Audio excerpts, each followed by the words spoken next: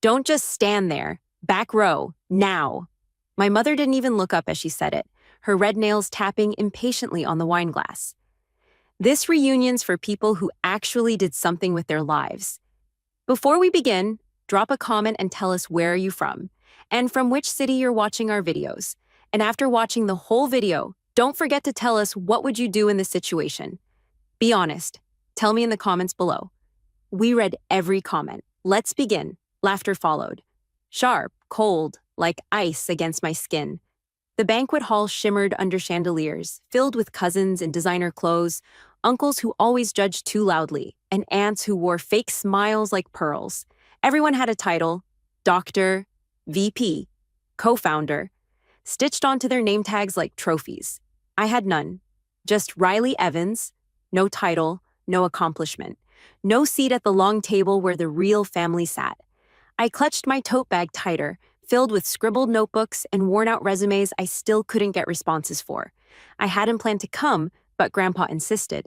Now I stood there, under 100 eyes, trying to find a chair that wouldn't make me feel like dirt. There's space near the bar. My mother smirked without facing me. Might suit you better.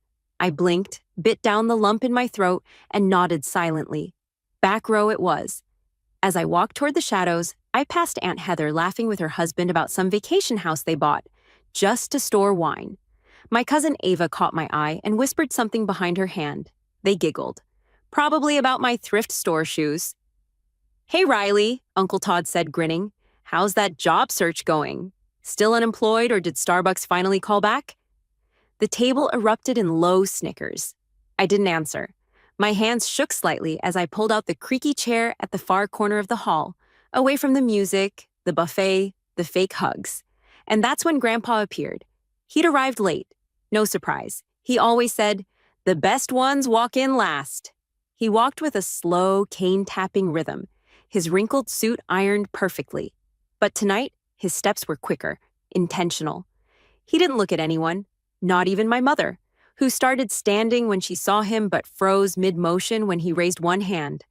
Straight toward me, he came. Then, without a word, he leaned down and placed an envelope into my hand. Old, yellowed, sealed with a red wax stamp I didn't recognize. "Open it, Riley," he said, voice low, grave. "Now." The music didn't stop, but everything else did. All eyes turned toward the back of the hall. Even the bartender paused, holding a shaker mid-air. "What is this?" I whispered, heart thudding in my chest. My mother stood now, pale. "Dad, what are you doing?" But he didn't answer her. "Open it," he repeated. My fingers trembled as I broke the eye. Wax inside was a single handwritten letter. No date, no signature, just a few lines scrawled in familiar script. She's the only one I trust with the inheritance, not because of what she has, but because of who she is. C. Silence. Then, gasps. Uncle Todd knocked over his champagne. Ava's fork clattered to the floor. What inheritance?" my mother asked slowly, her tone suddenly trembling. Grandpa didn't look at her. He looked only at me. "The entire trust, the properties, the stocks, the accounts, the lake house, everything your grandmother and I built, it's Riley's now." My breath stopped. What? My mom's voice cracked. "That's a joke, right? She's done nothing. Nothing." "She's done more than you ever did," Grandpa said calmly. "She chose integrity over pretense. That's worth more than any title." I gave up my youth taking care of you," she shouted, stepping closer. "And this freeloader walks in here and gets everything?" She visited me when I was sick and told no one. She helped me settle affairs when the lawyers failed. She didn't post pictures, didn't brag, didn't expect anything. I stood frozen. I had done those things, but I'd never imagined. No. Mom's voice cracked into full hysteria. "She's a nobody. She doesn't deserve this." The envelope dropped from my hand as my fingers went numb. I felt hot, exposed, and then something sharper than the pain cut through me. Resolve. I stood, looked at the long table where they used to sit me with the coats, and I walked past it, past the buffet, past the stage, all the way to the front. I stopped beside Grandpa. "Are you sure?" I whispered. He looked up at me, eyes misted but proud. I've never been more sure of anything in my life. And right then, one by one, they stood. Not my mother. Not the ones who laughed, but the ones who remembered. My father's old friend from the service, my elementary teacher, a distant cousin who once stayed with us after losing everything. They stood and clapped. Not loud, but real. I met my mother's eyes, and I didn't have to say a word, because finally, my silence said everything. The applause wasn't thunderous, but it was enough. Enough to make my mother's smug expression crack like porcelain, enough to make Ava's whispering mouth freeze mid-word, enough to send a chill down the reunion hall. I didn't smile. I didn't gloat. I just stood there, beside Grandpa, holding that brittle old letter like it was the last fragile piece of my dignity I had left. "You want to explain what this means, Dad?" my mother finally hissed, stepping toward Grandpa. "Because if this is a stunt—" He turned his cane slightly, blocking her path with more authority than strength. "No stunts tonight, Meredith. Just the truth. Something you've avoided for far too long." I could hear her breathing shift, that shallow, angry sound that always came right before she exploded. But she didn't, because Grandpa nodded at one of the assistants from the estate law firm, who walked in carrying a thick leather folder. He handed it to me, and I opened it. Inside, certificates, ownership deeds, transfer documents, a trust account statement that didn't look real. Millions. My hands shook. "She's not even the oldest," Uncle Todd muttered from his seat. "This is ridiculous. The order should go by age." "It's not a will," Grandpa cut in. "It's a decision. Mine." "You made this without telling the rest of us?" Aunt Heather's voice was coated in sugar and fury. "Behind closed doors?" Grandpa didn't flinch. "You're the ones who made everything about appearances, vacations, family photos for social media. You even turned this reunion into a red carpet event. But the one person who never asked for anything, who showed up when no one else did, was her." I said nothing. I wanted to. But my voice felt like it had been hiding for too long. Mom's heels clicked against the polished floor as she paced in tight, angry circles. "This is insane. She's been unemployed for years. She doesn't own property, doesn't even have a partner. What kind of legacy is that?" "She has something none of you do," Grandpa said, gently turning to me. "Compassion. And that's worth everything." Those words punched the air out of me, not because they were dramatic, but because no one had ever stood up for me like that, especially not in front of them. "You still haven't told them, have you?" Grandpa turned, eyes on me now. "What you did for your cousin?" I swallowed hard. "It wasn't a big deal." "It was to me." "What are you talking about?" Heather said, clearly irritated. Grandpa faced her. "Your son, Lucas. He was on the verge of being expelled. The principal called me after hours because you wouldn't pick up. Guess who drove across town, pleaded with the school board, and even offered to tutor him so he wouldn't fail?" Heather stared blankly. "Riley," Grandpa finished. I lowered my gaze. She didn't want credit, didn't want thanks, just wanted him to have a shot. A stunned silence gripped the room. I could hear forks against plates, nervous throat clears, distant music from the DJ trying to stay relevant. "That was you?" Heather asked, face unreadable. I nodded once. Mom scoffed. "So what? One nice deed and she gets to inherit a lifetime of wealth?" "No," Grandpa said sharply. "A lifetime of character is why she's the only one who deserves it." He turned again to the rest of the family. "Let me remind you what all this is," he said, gesturing at the chandeliers, the catered meals, the wine, the manicured lawns outside. "This isn't a reward for status. It's a legacy, built on my sweat and your grandmother's sacrifices. And I will not leave it in the hands of those who only care about money." I could feel the shift now. The pride on their faces replaced with unease, the unity between them slowly unraveling, like someone had pulled the thread they'd all been clinging to. Ava stood suddenly. "Is this why you told me to stop sending you investment pitches?" Grandpa gave her a dry look. "You mean the crypto Ponzi scheme?" "Yes." She sat down. "And you." He looked at Uncle Todd. "Offered to renovate my house. I checked your account. You would have taken a home equity loan under my name." Todd looked down at his plate, his jaw clenched. Mom finally exploded. "I don't care what she did or didn't do. She is not capable of managing this. She's emotional. She has no experience, no stability. She's just a soft, fragile little girl who still thinks she's in high school." My jaw tightened. That was always her way of controlling the room, cutting people down to feel taller. But this time, I didn't shrink. This time, I stepped forward, and I looked her straight in the eye. "I'm not fragile," I said quietly. "I just stopped letting people like you break me." Her eyes widened. "You don't get to decide my worth anymore, Mom." She blinked. I turned to Grandpa, holding the folder in both hands. "Why now?" I asked. "Why me?" He smiled, not softly, but like someone who'd waited years to say it. "Because I see the way you carry pain without making it everyone else's problem. I see how you love people who never loved you back. And I've seen what silence looks like when it's holding everything together." I couldn't speak. He leaned closer and whispered, "And because the rest of them, they only show up when there's a spotlight. You showed up when there was none." My knees nearly buckled, but I stood tall, and for the first time in my life, I didn't feel small. The air inside the reunion hall had changed, thick with tension, heavy with everything unsaid for years. You could almost hear it, regret slipping between the clinks of untouched glasses. I stood at the front, still holding that leather folder, my fingers pressed against documents that had the power to rewrite my life, and theirs. "She's not even married," someone muttered from the crowd. I didn't flinch, because for the first time, I realized they weren't angry because I was unqualified. They were angry because I was never supposed to rise.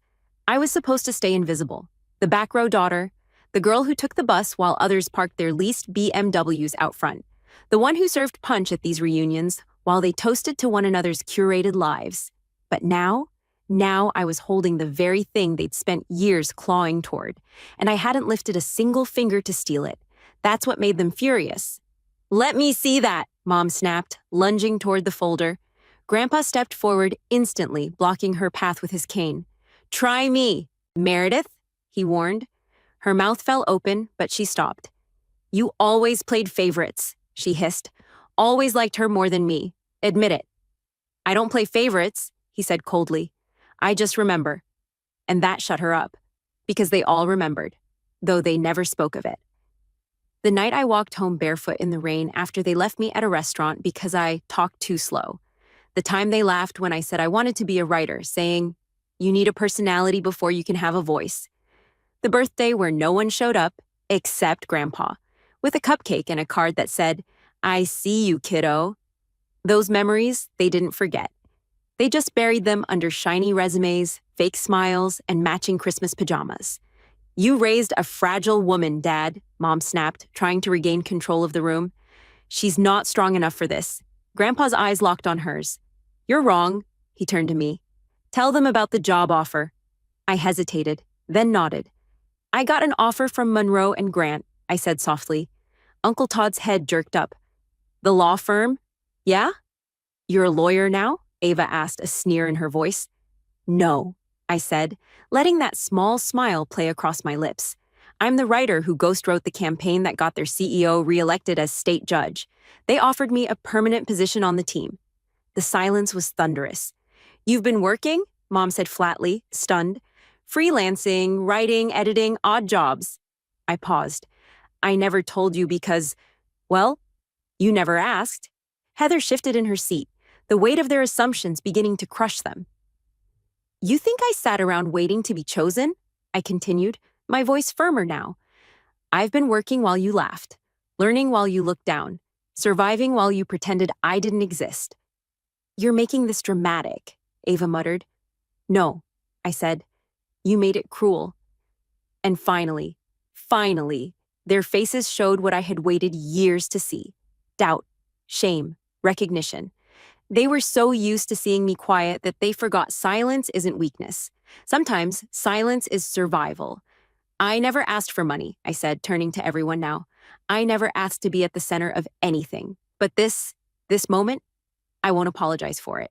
Not anymore." Mom crossed her arms. "Well, you still can't handle the pressure. You don't know the first thing about managing a legacy." And then, a voice cut through the tension from behind us. "She won't do it alone." Everyone turned. A man stepped forward from the doorway. Tall, late 30s, with a calm, commanding presence. Blue button down, sleeves rolled to his elbows, eyes trained on me. Not with judgment, but something else. Respect, recognition. Ethan, I gasped. He nodded slightly. Ethan Monroe, the CEO's son, the one I had met months ago. During a freelance consultation, we'd worked side by side for 3 weeks. He never treated me like I was small, just quiet. He said I reminded him of people who did the most damage, in the best way. "What are you doing here?" I asked. "I came for Grandpa," he said, then looked around. "But stayed for you," the crowd murmured. "Is this your boyfriend now?" Mom sneered. He chuckled. "Not yet, but I've been hoping." My cheeks burned. "I told your grandfather I'd personally help manage the transition of assets, provide legal counsel, and help Riley navigate every part of this." "She's not alone," Uncle Todd barked a laugh. "This is nepotism," Ethan raised a brow. "Number this is intelligence recognizing intelligence." The tension shattered, and I stepped forward, letter in one hand, folder in the other, and faced them all. "Every year," I said. "I came to these reunions thinking maybe, just maybe, someone would treat me like I belonged. And every year," I added, "you reminded me that I didn't." But now they saw what they didn't want to see, that the useless girl wasn't just holding the future. She was the future. "I won't take revenge," I said finally, "because people like me don't need to." I let the silence settle, and then added, "The truth is always louder than your cruelty." They weren't blinking anymore, just staring, as if the girl they thought they knew had been swapped out with someone else entirely. But I hadn't changed. They just never bothered to see me fully. I stood tall, the folder clutched in one hand, the envelope with Grandpa's handwriting in the other. And behind me, Grandpa was still silent. But his presence, like always, was louder than the whole room combined. Ethan moved beside me, not as a crutch, but like a pillar, unshaken, ready. I turned slowly and looked at my mom. Her lipstick was perfect, but her face had cracked.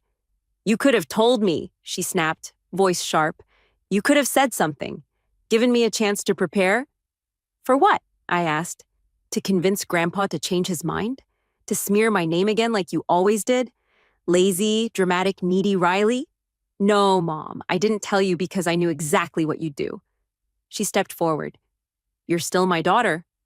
"No," I cut in. "I was only your daughter when I stayed small, when I didn't ask for more, when I accepted your backhanded compliments and hand-me-down dreams.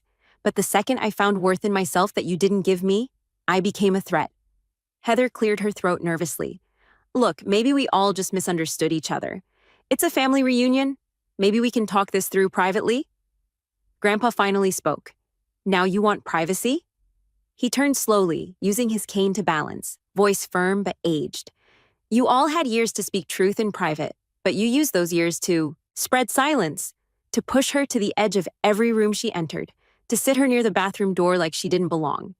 Dad," my mom tried. "No," he said louder. "You mocked her, you belittled her, and you raised your kids to do the same. And still, she came back every year, sat quietly, smiled politely, and helped clean up your messes." The room was quiet, no clinking, no whispers, just breathing, harsh, uneasy. He turned to me. "Riley," he said, "I'm giving you full executor authority. You don't just inherit wealth, you inherit control." My breath hitched. "Are you sure?" "I should have done it sooner," he said. "But I thought maybe they'd change. They didn't. You did." Mom shook her head. "This is insane. She doesn't know how to run estates, manage taxes, oversee holdings." Ethan interjected calmly. "She's already done more than you know. She consulted on 3 campaigns, ghost-wrote 2 legal manuals, and edited over 50 technical briefs that saved companies millions." Everyone stared. "She chose to stay quiet," he added. "Doesn't mean she wasn't working." Mom laughed bitterly. "Oh, so now she's a savior. Wow. Just what this family needs? A failed little Cinderella story." I felt the fire rise in my throat, but instead of rage, it was resolve. I stepped closer to her. "No, Mom," I said softly. "This isn't a Cinderella story, because Cinderella needed magic." I pointed to my chest. I used grit. Her expression collapsed. The arrogance drained from her like water from a cracked vase. She turned to Grandpa. "You're tearing this family apart." "No," he said. "I'm giving it back its spine." Behind us, chairs started moving. People standing, not walking out, but walking toward. A few of the quiet cousins, people I barely knew, distant relatives. One by one, they came and stood near me, as if suddenly remembering what it meant to have integrity. Even the catering manager stepped forward. "Miss Evans," she said gently, "when your mother pushed me earlier for being late on the wine, you were the only one who asked if I needed help." She smiled faintly. "That says more than any title here." I almost choked on the lump rising in my throat. This moment. It wasn't about money anymore. It was about value, true value, human worth, the kind they tried to strip from me piece by piece every year. Now I was reclaiming it. "Grandpa," I whispered, "I don't want to punish them." He smiled. "That's why you deserve it. But I also won't reward them for cruelty." He nodded. "Then do what's fair, not what's comfortable." So I took a deep breath and turned back to the crowd. I'm not throwing anyone out. I'm not erasing names from documents. But things will change. I held up the envelope again. This legacy won't be run on gossip and status. If you want a seat at the table, you'll have to earn it. With humility, with service, with actual human decency. "Is this some kind of charity parade now?" Ava asked, arms crossed. "No," I replied. "This is real life. And real life doesn't hand you respect because of your last name. It makes you build it." Some of them looked away. Some of them nodded. And some, like Mom, stood frozen in their disbelief. I didn't rise to be petty, I finished. I rose to be free. And with that, I handed the envelope back to Grandpa for safekeeping, turned to the stunned audience, and walked out of the spotlight, finally owning the silence that once used to drown me. And for the first time in my life, I heard something new behind me. Applause. Not forced, not polite, earned. The wedding hall glittered under golden lights, but my side of the aisle looked painfully empty. I stood at the altar, bouquet trembling in my hands, my throat tight. Rows of chairs filled with people, but not for me. My so-called family sat together, whispering, smirking, avoiding my eyes. Even my own mom. She folded her arms and leaned back as if she had nothing to do with me at all. Before we begin, drop a comment and tell us, where are you from, and from which city you're watching our videos. And after watching the whole video, don't forget to tell us what would you do in this situation? Be honest. Tell me in the comments below. We read every comment. Let's begin. The sting cut so deep I almost dropped the bouquet. This was supposed to be my day, my moment, but all I felt was humiliation crawling across my skin. I glanced over my shoulder, desperate for just one familiar face. Nobody, not a single person had stood for me when I walked down the aisle. Not even her. "Breathe," my husband Adam whispered softly, but his eyes burned with a protective fire. He had seen the way my family had treated me for years, and today was no different. They were making a spectacle out of their cruelty. I forced a smile, but my voice cracked. "I can't do this, Adam. Not like this. They're laughing at me. I don't even have a family here."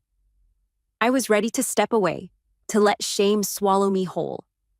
My mom's smirk deepened, as though she had won. The whispers grew louder, crueler. My cousin snickered. "Told you, she's all alone." That's when Adam reached into his pocket, lifted his phone, and showed me the glowing screen. His jaw clenched as he leaned in, his words fierce but steady. "Grandpa's here."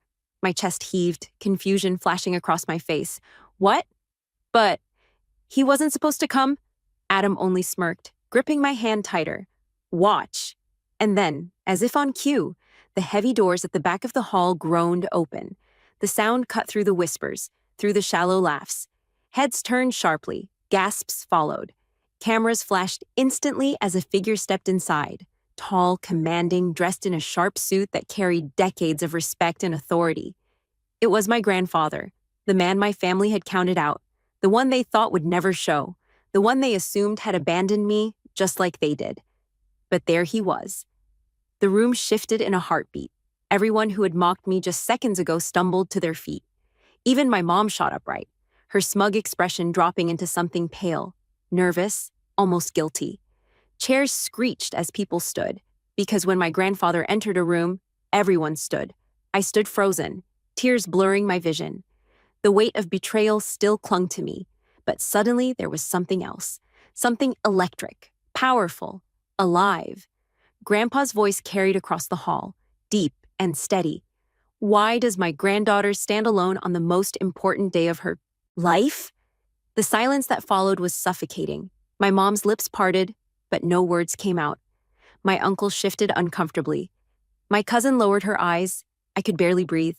The man who had always been my silent supporter, the only one who saw worth in me when everyone else stripped it away, was here, and just his presence shattered the smugness in the room like glass. Adam leaned close again, his grip unshakable. You're not alone anymore. Not today. Not ever. And for the first time, I lifted my chin and let the tears fall, not of shame, but of a strength that was rising in me, stronger than the weight of their hate. The silence in the wedding hall was so thick it could have suffocated me.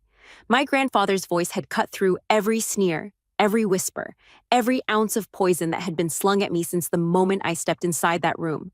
Why does my granddaughter stand alone on the most important day of her life? He repeated, his gaze sweeping across the hall like a storm rolling over a field. Nobody dared to answer. My mother shifted uncomfortably in her seat, her lips pressing into a tight line. My uncle tugged at his tie, suddenly flushed red. The very same cousin who had mocked me just moments earlier dropped her phone into her lap, as if even holding it in his presence was disrespectful. But the silence wasn't relief. It was suffocating, tense, like everyone was waiting for someone else to take the blame. I felt my knees buckle slightly, but Adam's grip anchored me. My heart pounded against my chest so loudly I was certain the whole room could hear it. My bouquet trembled in my hands, but for once, it wasn't from fear. It was from the overwhelming shift happening in the air. Grandpa walked forward, his cane tapping against the polished marble floor, though the way he carried himself, you'd never believe he needed it. His presence was commanding, larger than life. He wasn't just a man, he was history, respect, and authority stitched into one human being. When he reached the front, his eyes locked on my mother. "Linda," he said flatly, his tone carrying no warmth. "Care to explain why you sat still while your daughter walked alone?" Her face drained of color, and for the first time in years, I saw something I never thought I'd see in her. Fear. She stuttered, words tripping over themselves. "Dad, I... we... she..." Grandpa raised his hand, silencing her. "Don't you dare insult my intelligence with excuses." His gaze shifted across the family rows. I asked a simple question. Why does the bride, my granddaughter, stand here without her family behind her? Why does she stand abandoned, mocked, and ridiculed on the day she should be celebrated? The whispers that had filled the hall earlier now turned into pin-drop silence. Finally, my uncle coughed, his voice hoarse. She chose this path, Dad. We tried to tell her. We warned her. She turned her back on family, traditions, on what we wanted for her, and look where it's gotten her. Alone. Alone. That word sliced through me like a blade. My grip on the bouquet tightened, but Grandpa's laughter, sharp and humorless, cracked through the hall. "Alone?" he repeated, his voice echoing. "Is that what you call it? When a woman chooses love over greed, integrity over corruption, strength over dependency, you call that alone? If that's your definition, then shame on all of you." I gasped softly, Adam squeezing my hand tighter. My chest burned with emotion. Grandpa took a step closer, his cane striking the ground harder than before. "Do you think I don't know what you've done? The way you've whispered about her, mocked her, treated her like she was beneath you? I hear things. I see things. And let me tell you, your cruelty hasn't gone unnoticed." Mom's jaw dropped, her fingers curling into fists on her lap. "Dad, it's not cruelty. It's reality. She was never like the rest of us, always too sensitive, too naive. She doesn't understand how the world works. We were protecting her from herself." Protecting me? The laugh that nearly tore from my chest was bitter. My lips parted, but before I could speak, Grandpa's hand cut the air again, his fury evident. "Protecting her," his voice thundered. "You sat there while strangers stood to take photos, while cameras flashed, and you thought humiliation was protection. You left her to feel abandoned, to doubt her worth, to question whether she even deserved to stand here in white. And you call that love?" Every word struck my family like a whip. My mother's face crumbled, but her pride held her tongue still. My uncle looked away. My cousin fidgeted in her seat. I couldn't breathe. My chest heaved, my eyes burning. My whole life, I had wished for someone to say those words out loud, to defend me in front of the very people who crushed me daily. And here he was, standing taller than ever, reminding me I wasn't small, reminding me I wasn't wrong for choosing myself. Adam leaned in, whispering, "This is your moment. Hold your head high." And I did. I straightened my shoulders, my trembling hands finally steadying. The shame that had wrapped around me when I walked down that aisle began to peel away, replaced with something new, a fire I didn't know I still had. Grandpa's gaze softened when he turned back to me, his eyes lined with years of hardship, locked onto mine with pride that nearly broke me. "You are not alone, my girl. Not now, not ever. If the people in this room can't stand for you, then I will." The audience collectively inhaled as Grandpa turned and, with effort, took my hand from Adam's, raising it high in the air like a declaration. "She is my granddaughter," he announced, his voice unshakable. "And anyone who dares to belittle her, mock her, or stand against her, stands against me." The words rang through the hall like a hammer slamming against stone. I caught sight of my mom, her mouth trembling, her eyes darting between me and Grandpa. My cousin whispered something under her breath, but no one dared laugh this time. My uncle clenched his fists, but he didn't move. For once, they were silent. For once, they had nothing to say. I blinked rapidly, tears spilling down my cheeks, but they weren't tears of defeat anymore. They were something else: relief, strength, maybe even victory. Adam leaned close again, murmuring just loud enough for me to hear. "You see? You're not standing alone. You've got him. You've got me. And one day when you look back on this moment, you'll remember it as the day you stopped letting them define you." I swallowed hard, staring at my family, at the people who had been my nightmare and my cage for so long. My voice cracked when I finally spoke, but it was steady enough to be heard.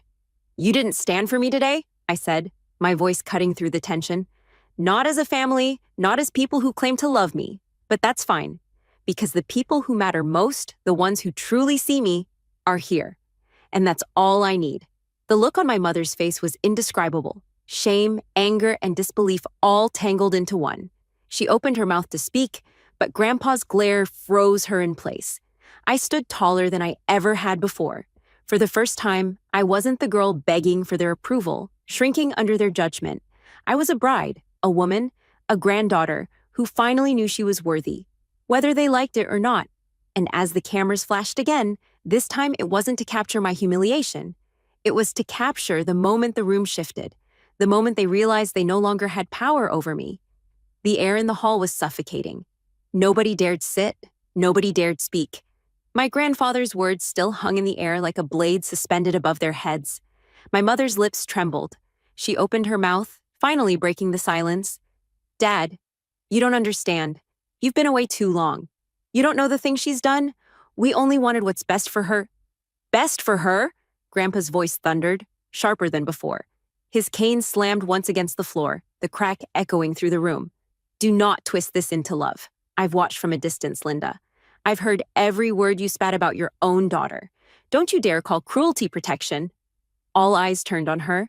My mother shifted in her seat, her nails digging into her palm. I had never seen her cornered before. She had always been the one in control, mocking, commanding, humiliating me into silence. But now, she looked like a child scolded by a force she couldn't match. My uncle suddenly jumped in, his tone defensive. "Dad, you're embarrassing us. This is a wedding, not a courtroom. We don't need to air dirty laundry in front of everyone." Grandpa's gaze snapped to him, piercing and cold. "Dirty laundry?" He leaned forward slightly. "Is that what you call accountability? You sit here, stuffing your face at family dinners, mocking her, while you pretend to be a man of success. Shall I remind you how many times you've come begging me for bailouts? Or should I tell the room about the money you borrowed under her name without her consent?" A collective gasp swept the hall. My uncle's face went pale, beads of sweat dotting his forehead. He stammered, That's not true." But his wife's eyes widened, confirming what everyone feared. She grabbed his arm, hissing under her breath. "You told me you handled it." The guests leaned closer, whispers spreading like wildfire. For once, the shame wasn't mine to carry. It was theirs. I stood frozen, every muscle in my body tense. My throat was dry, but inside, something powerful uncoiled. For years, they had painted me as weak, naive, unworthy. But right now, the truth was peeling them apart, and I didn't have to lift a finger. Grandpa turned his eyes back to my mother. His voice was quieter now, but sharper, each word slicing like glass. Linda, you told people your daughter was a failure, that she would amount to nothing. You said she wasn't worthy of my name, of this family's respect. You even forbade others from standing for her. Tell me, in what world does a mother destroy her child's dignity on the most sacred day of her life? My mother's breath hitched. She shook her head violently. No, I didn't say that. Yes, you did, Adam cut in, his voice firm. Everyone turned to him. His hand never left mine, his loyalty burning like fire. I heard it myself. The night before the wedding, she called us. She laughed at us, said, "Don't expect anyone to stand for her. She's walking down that aisle alone." My chest tightened. I remembered that call. I remembered Adam trying to take the phone from me, but I'd stood there in silence, tears dripping down my cheeks, listening to my own mother plot my humiliation. Now the entire hall knew. My mother's eyes darted wildly, searching for an escape. Her voice cracked. "Adam, you're twisting this. Enough." Grandpa's voice was cold, final. "You've done enough damage. Every word that leaves your lips digs you deeper into the pit you dug yourself." The room buzzed with tension. Guests exchanged uneasy looks. Some shook their heads in disbelief. My cousin, the one who'd mocked me earlier, stared down at the floor, unable to meet my gaze. For the first time, the shame wasn't mine. It was theirs. I inhaled deeply, my heart pounding with a strange mix of grief and strength. I had spent years chasing their approval, their acceptance, their love. And now, stripped of their masks, I realized I never needed it. Grandpa turned toward the crowd, his hand still resting firmly on mine. "You all came here expecting a spectacle, didn't you?" His voice was sharp, cutting through the whispers. "To see the girl they called weak, alone, abandoned. But what you've witnessed today is not weakness. It's survival. It's dignity. It's strength in the face of betrayal." My tears blurred my vision, but I didn't look away. Cameras flashed again, capturing every moment, every tear, every expression. He raised my hand higher. "This woman, my granddaughter, stands here stronger than every lie you've thrown at her. And I will not let her name be dragged another second." The hall erupted, not in laughter, not in whispers, but in something else entirely. Some people clapped hesitantly, others stood taller in respect. A few relatives shifted guiltily, suddenly realizing their silence had been complicity. My mother slumped in her chair, defeated. My uncle fumed, but his shame was too raw to let him speak. My cousin bit her lip, eyes darting nervously toward the cameras capturing everything. For once, the tables had turned. Adam leaned close, his lips brushing my ear. "Do you feel that? That's the weight lifting off you. You don't need them anymore? Not now, not ever." I closed my eyes briefly, inhaling the moment. He was right. For so long, I had believed I was less because of them, that without their approval, I was nothing. But now I saw it clearly. They had abandoned me. They had mocked me. They had tried to strip me of my worth. But here I was, married, loved, defended, and standing taller than I ever had. Grandpa placed my hand back into Adam's, his voice gentler now. "She has chosen love. And in that choice, she has more wealth, more dignity, and more power than any of you sitting there in judgment." The crowd murmured in agreement. Some nodded. Others looked away, ashamed. I turned toward my mother, my voice steady, trembling only from the release of years of pain. "You wanted me to be alone today. You wanted me to break. But look at me, Mom. I didn't break. You did." Her face twisted, tears threatening, but she held them back. For once, she had no weapon, no venom, no mask. The silence after my words was crushing, final. And then, as Adam slipped his arm around my waist, pulling me closer, I felt something I hadn't felt in years. Freedom. The weight of silence pressed against the walls of the hall. My words had landed like stones in still water, rippling across every corner. My mother's eyes shimmered with unshed tears, but her pride wouldn't let them fall. My uncle's face was blotched red, his jaw locked tight. My cousin sat frozen, shame radiating off her in waves. For years, they had all stood over me, voices sharp, laughter cruel, their approval a prize dangled forever out of reach. And now, for the first time, they were the ones shrinking. Grandpa's cane tapped against the floor again, steady, deliberate. The sound pulled every pair of eyes back to him. "Enough," he said, his voice carrying the weight of a gavel. "This wedding will not be remembered for cruelty. It will be remembered for truth." My heart pounded as he turned to me and Adam, his gaze softening. "You've chosen love over approval, and for that, you are stronger than anyone in this room. But today isn't just about vows, it's about setting records straight." The hall buzzed with curiosity. People leaned forward in their seats, anticipation thick in the air.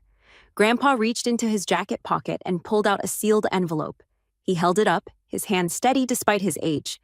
"I didn't come here empty-handed. I came with this." The room shifted. My mother's face drained of color. My uncle stiffened. I frowned, confusion swirling in me. Grandpa tore the seal with deliberate slowness. The rustle of paper was deafening in the silence. He unfolded the document and spoke clearly, each word cutting through the tension. "This is my will. Signed. Sealed." Final gasps erupted across the hall.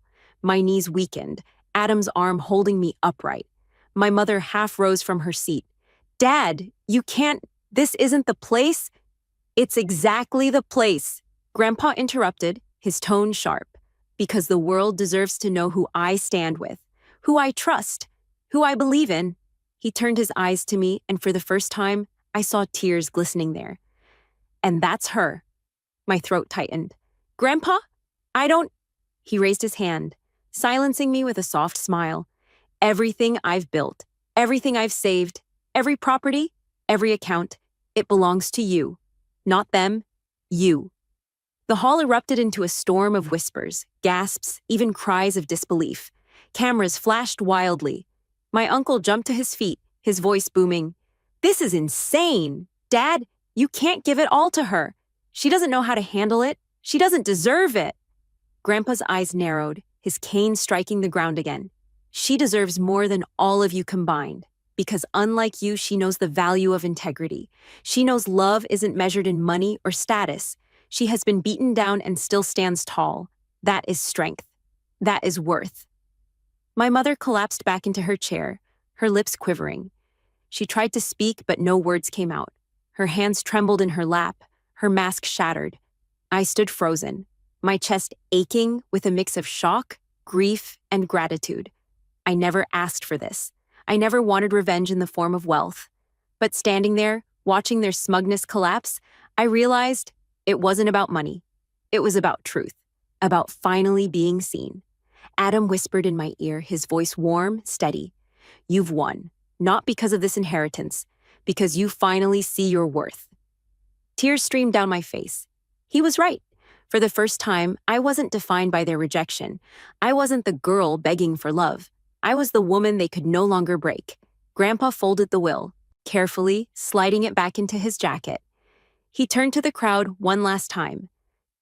"This wedding is not the stage for cruelty. It is the beginning of her future, and let it be known, anyone who doesn't respect her doesn't respect me." The finality in his words struck like thunder. Nobody moved. Nobody spoke. Even the most arrogant of relatives looked away, their faces etched with defeat. Adam squeezed my hand, his eyes glistening. "Are you ready to start our life without them holding you back?" I inhaled sharply, my voice trembling but steady. "More ready than I've ever been." Together, hand in hand, we turned toward the officiant. But as the vows began, I no longer cared about the whispers behind me, the glares from my family, or the empty rows where support should have been. All I cared about was the man beside me, the grandfather who stood for me, and the strength burning inside me. As the ring slid onto our fingers and we sealed our vows, I caught sight of my mother's face, crushed, regret dripping through every crack of her pride. My uncle's shoulders slumped. My cousin's phone shook in her hand, recording a moment that would haunt them forever. But I didn't look away out of pity. I looked away out of freedom, because for the first time in my life, I wasn't their shadow. I wasn't their victim. I was me. And as the doors of the hall closed behind Adam and me, leaving the whispers to rot in our wake, I knew this day wasn't just my wedding. It was the day I took my life back.